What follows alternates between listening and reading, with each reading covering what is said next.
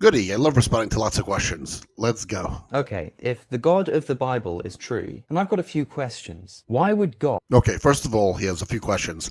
If the God of the Bible is true, not if God's true. So he already is admitting that God is true. What was that weird video that went in between? Anyway, go ahead.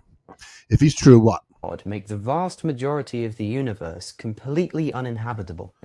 To show that we're in how insignificant we are, to show that he created an entire world and we're one tiny speck, but also to show how important we are. He made an entire world and we're the only ones who inhabit the world and we rule the entire world on all the kingdom of animals.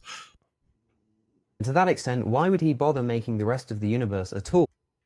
Well, he made the rest of the universe so we could look at the world and be mesmerized by it, be amazed by it, and look and see, wow, the stars and planets out there, how vast it is. The vaster the universe, the greater God is. If you have a small, tiny world, okay, then God could be small. If you have a vast, massive universe, God is significant.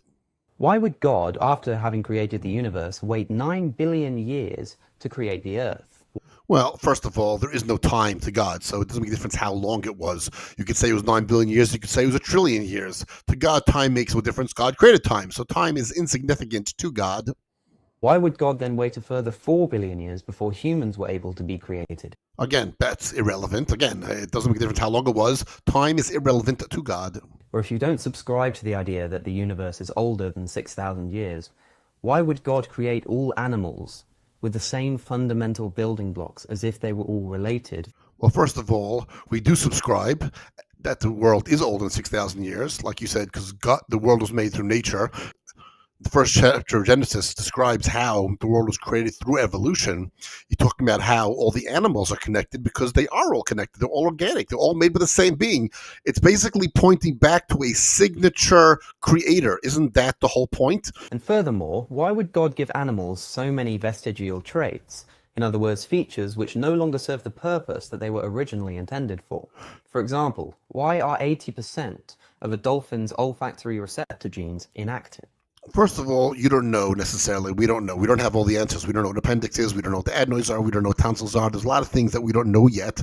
The bigger question is that it had to be a God that created all the world, because how does the venom get into the snake without the protection the snake has from swallowing its own venom? How does the giraffe heart have a heart that's able to regulate when it lifts its head or puts its head down to the ground and not have the blood explode through its brains? When it does so, how is it that we have a cell that has DNA in it and DNA cannot exist without a cell? So what came first? These things were obviously done together. Obviously, it was done through evolution, but done through an intelligent being. Why do humans experience goosebumps if you can't explain these things through evolution? There's a lot of things actually that humans have. Like, for instance, we laugh, we cry, we have goosebumps. And that's actually very important. These are things to show that there are no evolutionary purposes to them. However, God gave us this for our own sensations so that we could feel, that we could experience. That actually proves the existence of God. If God is omniscient, then he knows the future, and he knew from the start that one day he would be wiping out the majority of the human species, save Noah and his family. So why would God not just begin with Noah and his family? That's the high purpose of the world. The high purpose of the world is to learn from our mistakes. If we never could make mistakes, if there never was a situation where we got punished, then we never learn from our mistakes. If there's never bad times, we don't know exactly what good times are. We are all God's creations. Therefore, God can do with us what he wills. We don't ultimately know the purpose of creation. We can only know what God lets us know. It's a being that's well beyond our intellect. Why has God only ever appeared to such a small, selective group of people?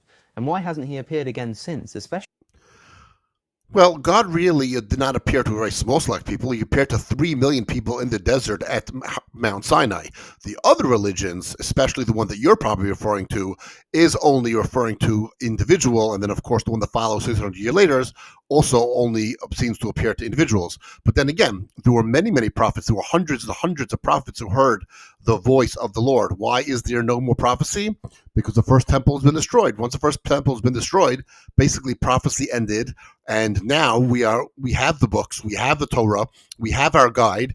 Now it's for us to go forward. What more does God need? If God would appear to all of us personally, there would be no faith. We would know God, there would be no faith of God. There would be no purpose of faith. Then there would be no free will. There would be no choice. And that's obviously not the purpose of the world. Given the dwindling of faith across the globe that we're currently experiencing? Why? Well, God predicted that dwindling of that, and then God said actually to be renewed. And if we look right now, even on TikTok and other social media outlets, and of course across the world, people are thirsting for the knowledge of God, and they're flocking to Islam, to Buddhism, to Judaism, to Christianity. There is a great influx in the interest of God. Why would God prioritize his own ego in his commandments, detailing precisely how he should be worshipped above the commandments not to murder or steal? Why It's not prioritizing, it's what comes first. If he says do not steal, the question is why. If he says do not kill, the question is why. First, God had to establish that he is the God that took the people out of Egypt. He is the one that they should be thankful to. He's the one that created all. Once you understand that, then you can understand why you should not kill, not steal, and not covet your neighbor's wife. would God not include a commandment for parents to respect their children, to Why should parents respect the children? What type of 21st century nonsense is that? Sure, parents have to raise the children, respecting the children and making the children kings of the home. That is not a Torah value whatsoever. Why would God allow Satan to exist? If he can eliminate the devil, then he doesn't want to, and We don't have this whole concept of the devil. I can't really answer it. Satan is a prosecutor. He basically just is there to save the sins of the person, and then, of course, the goods of the person defend the person themselves. So we have a completely different concept of who that is, what the purpose of is.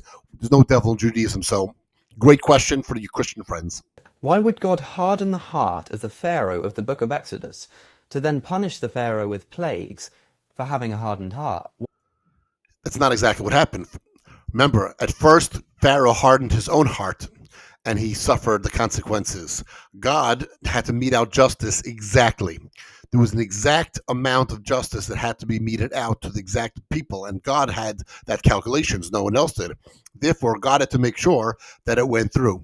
And it did go through exactly as God planned, as God wanted. So therefore, we have a situation where in the beginning, Pharaoh hardened his own heart, his free choice, but ultimately, if God needs to steer the events of the world, God does.